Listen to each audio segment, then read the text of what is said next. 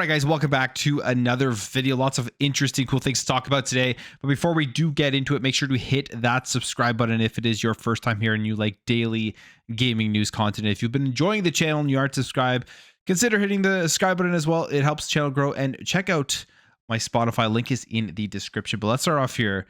Let's talk about Xbox everywhere, on every screen. This is what we've been hearing from Xbox now for a while as they continue to expand out the Xbox ecosystem. It is no longer just about the Xbox console, of course, where now you can play your Xbox games essentially anywhere, especially with the power of the cloud and being able to play on your phone and things like that. And they're going to continue to expand out this strategy. Sarah Bonds talked about it. Phil's talked about it. And we don't really fully know what it means because they've been putting games on PlayStation. They have games on PC and the games on Xbox. But we may have some more insight here from Jez Corden during the Xbox 2 podcast, where he gives us more information about this concept of Xbox everywhere and kind of what they are going for. And here's what he says. He says, I actually have some details on exactly what Xbox on every screen looks like now.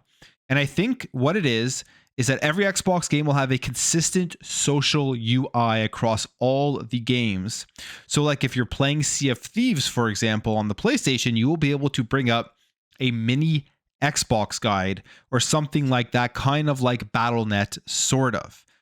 And I mean, that makes sense from the Xbox perspective. I think for them, that's kind of like the dream, because they know that the hardware business is kind of you're not making that much money off of it, right? Especially when these consoles do launch, you're really not making much money off of it. So they don't care if you are in the Xbox ecosystem on a PlayStation, as long as you have your Xbox account and you're staying with your Xbox friends and you're like all of those things that are there. Maybe achievements. I don't know. Maybe achievements would be in that social UI app. We don't know, but that would make complete sense from the Xbox side of things, and that would be a huge win for Xbox if they were able to do this. So the question I have more so than anything is, would PlayStation allow Xbox games onto their platform if that meant that these gamers stayed within the Xbox ecosystem, even though they're on a PlayStation? It's kind of hard, I guess, to conceptualize right now when you do think about it, because the industry is just completely changing and everything is going to be changing, not just from the Xbox perspective, but also from the PlayStation perspective. We will talk about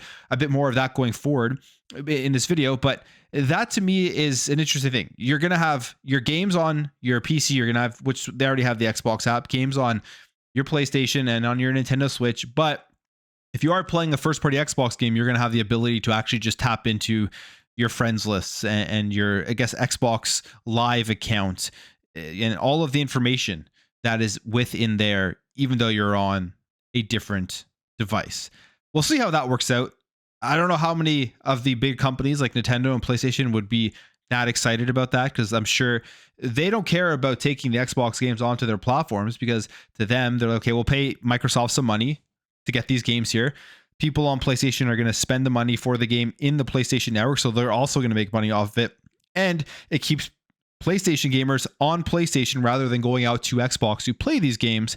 But I think all of that changes if you're getting a whole social UI here from Xbox on the PlayStation platform. Again, this is just what Jez here is saying. There's no word exactly here from Xbox as to exactly what their plans are, but I'm guessing maybe at the June showcase, we may see more about this. And if they're expanding out to making like a mobile device and everything, it all just kind of makes sense. And to me, it's actually kind of exciting if I can always stay within my Xbox friends, achievements and everything, whereas where I play most of my games, and be able to access that literally on everything. That's kind of an interesting prospect for me. Now, let's jump over here and let's talk about the Xbox showcase. And one of the things a lot of people, I think, would love to see come back are those Xbox 360 era JRPGs. Yeah, the Blue Dragons, yeah, the Lost Odyssey, amongst many others. Xbox had a bunch of exclusive ones, Eternal Sonata. Like, there were a lot of 360 JRPGs on the platform, which was unique for that time. And we really haven't seen that since this generation. But it looks like we may be getting something back here at the June 9th showcase, as this comes from Special Nick of Xbox Era. Tweets this out.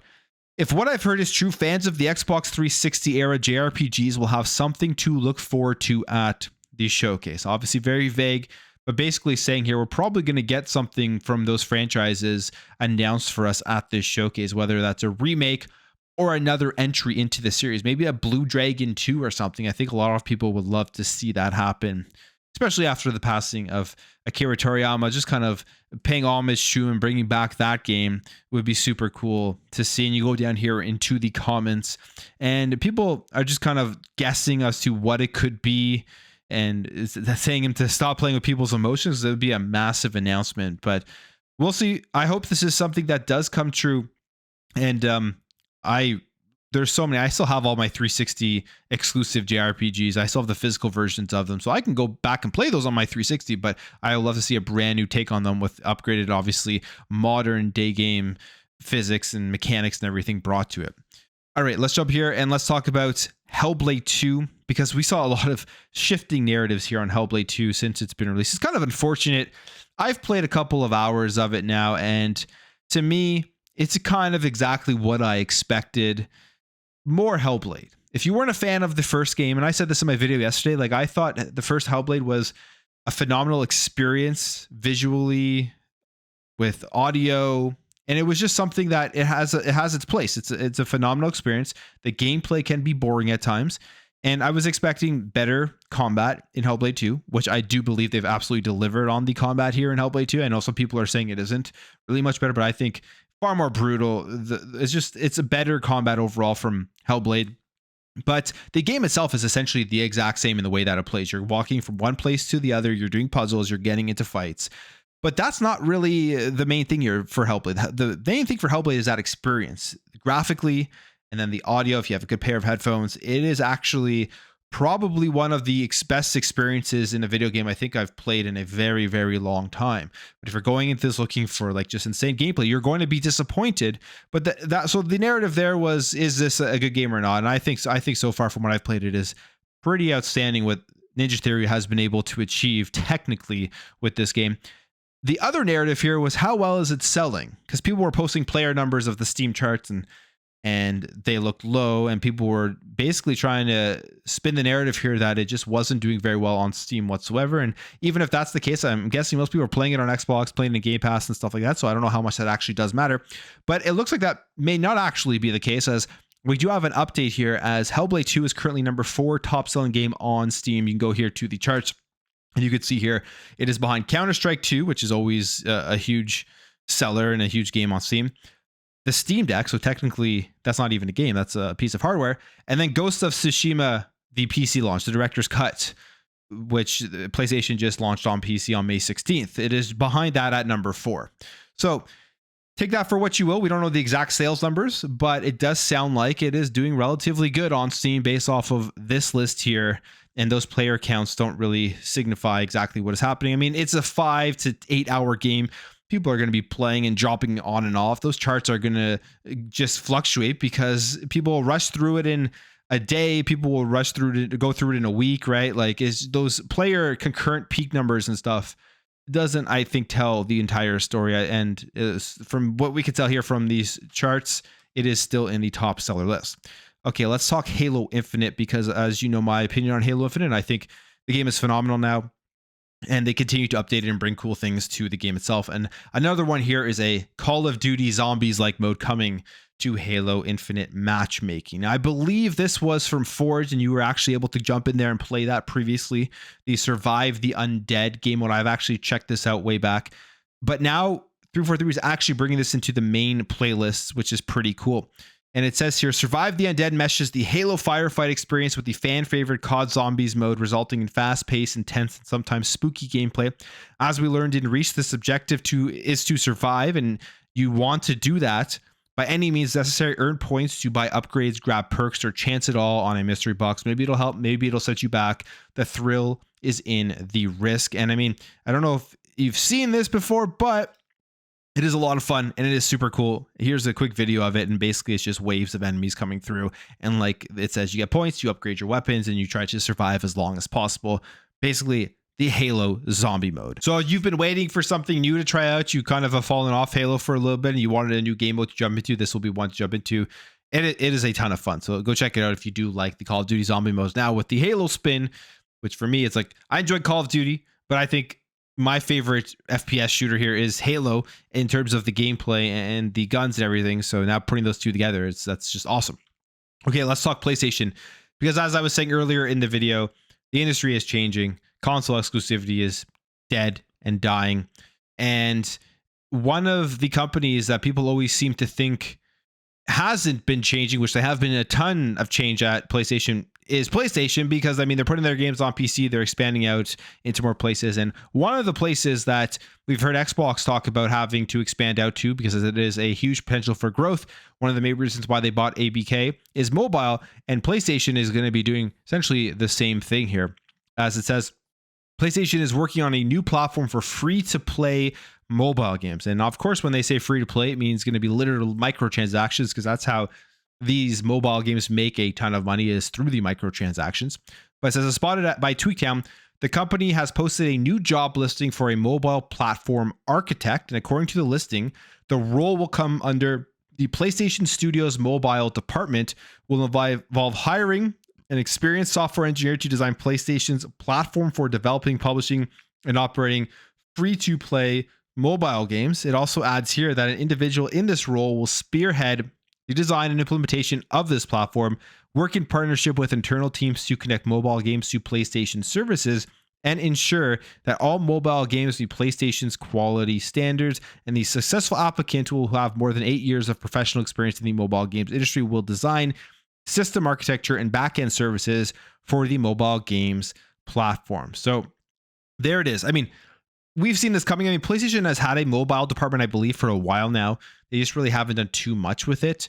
And now they're really going to be, I think, pushing harder here, because just like many companies out there, they're looking at the market numbers and they're stagnating in their bread and butter, which is the console market. So they have to find more ways to reach more players. PC is one way. Mobile is another way, making more money from all these different revenue streams to be able to support the continuous increase in development costs for their big AAA games. And this is a good thing. I think this is a good thing, because this will mean that I think PlayStation, if this is successful for them, can continue to make those 300, maybe one day $400 million big budget games for the people who really do enjoy those. And they do very good at making those cinematic games. And if you like those, you don't want those to go away, PlayStation needs to reach more people and get revenue in other places. Now, one of the most successful games here PlayStation has released in a while, especially from the multiplayer side of things, which is something I think they need more of, it's Helldivers 2. We have a couple of updates here for the game. First of all, updates to the game are going to be going slower going forward, as there was this year, as reported by PC Gamer, the community manager Thomas Peterson, who posts on the game's Discord server as Twinbeard, told one user that the next update will come when it's done. And exactly why he's saying that, because I guess they were inquiring as to when it's going to be coming, probably trying to poke here for some more information. Basically, he says, we want to take some more time for this one, and potentially between future patches, since we feel cadence has probably been a bit too high to be able to maintain the quality standard we want and you deserve. Patching a lot can easily disrupt workflow and takes more resources than you might think. It needs planning, implementing, monitoring, possible tweaking, and hotfixes. For this one, we prefer to stretch it out a little, hopefully with a good result. So they're going to take a little longer here between adding content to the game, which is something I wonder how it will affect the overall player base. Will people start dropping off if content isn't coming out fast and furious for it? That is always a huge hurdle for these multiplayer and games as a service games, is how fast can content come out? It's not always about the quality. It's about getting people in there to be excited about something new, and then just jumping into the game and then sustaining it that way. And as we've seen this pitfall many times from multiplayer games that release, start off very good. I mean, Halo Infinite is probably one of the best examples. Starts off very good. A lot of people are excited. Gameplay's there. It's a lot of fun to play. But then there's just this long wait for more content where players drop off. And during that long wait, while they've dropped off, a lot of them just don't come back, because there's other games that do release and do the content releases better. So it is kind of a risk here for games to not have a steady cadence of content coming up. But maybe with Helldivers 2, because they have been steady for a while, they have kind of that leeway here to take more time on some updates going forward. But we'll see how this all plays out, and if it will continue to be as successful as it has been since the game has launched. Then when it comes to the actual people at the studio, they have actually appointed a new CEO. So Johan Pilstead, who we've heard from a lot during the release of this game, came out and put out an update here on Twitter saying, "Hey everyone, big update. I've decided to hire Shams Zarani as the new CEO of Arrowhead Game Studios. We go way back and I wouldn't trust the business in any other hands than this. And he comes with an impressive resume and love for games. But what about me and my involvement in Helldivers 2? Well, I'm glad you asked. I'm taking the role of Chief Creative Officer, which means I will spend more time with the team and 100% of my focus on the games community." So there's a new CEO here at Arrowhead after the huge success of the game. And one of the reasons, or I guess the main reason why he's wanting to do this, is that he says, "I've been pulled more towards the business side of things and I'm able to focus as much on the creative side." And that's always an issue here when games get so successful and so big.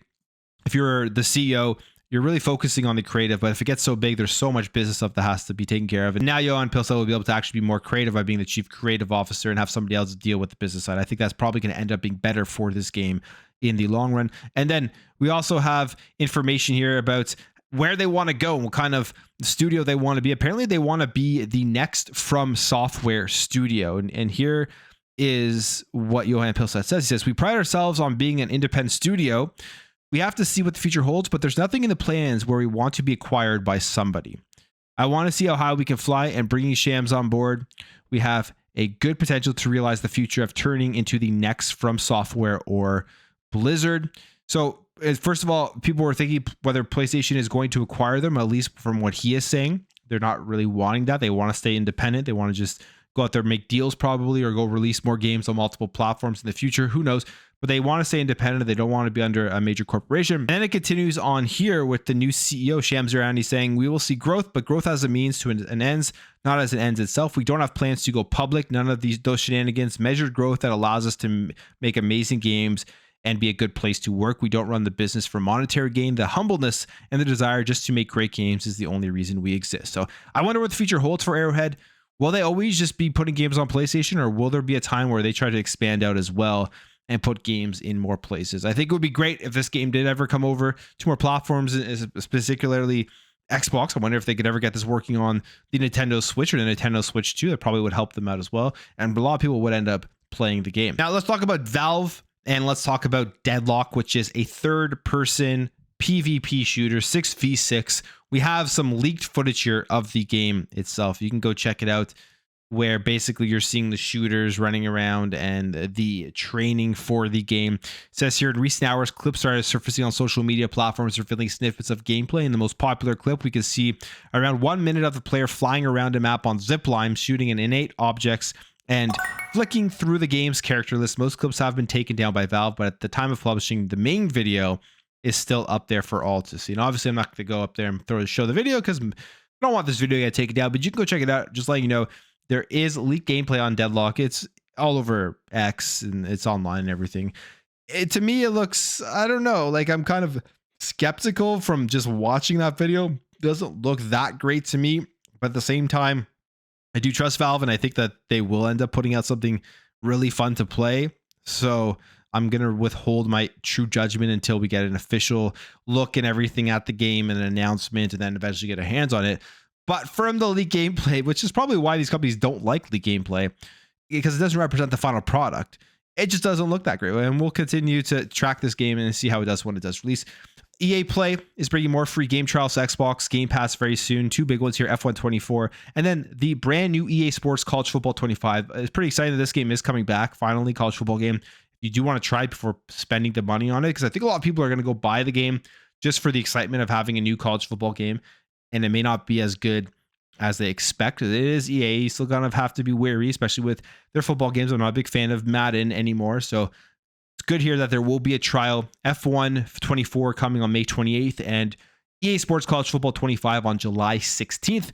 And finally, Call of Duty Black Ops 6 or Gulf War, whatever they're going to end up calling this game.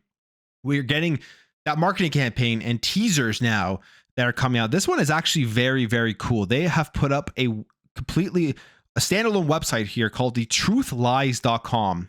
And if you go to this website, it's like a whole experience where you're going to get some teaser videos for the upcoming Call of Duty. So the marketing campaign for it is kicked off fully as we get closer to June 9th, which is that redacted showcase where they will be most likely showing this game off, giving some big announcements, hopefully be getting a Game Pass announcement. But go check out thetruthlies.com if you want to see some interesting videos here for the next upcoming Call of Duty. But I will end the video there, guys. If you did enjoy this video, hit that thumbs up. If you are new here, hit that subscribe, and I'll catch you guys in the next video.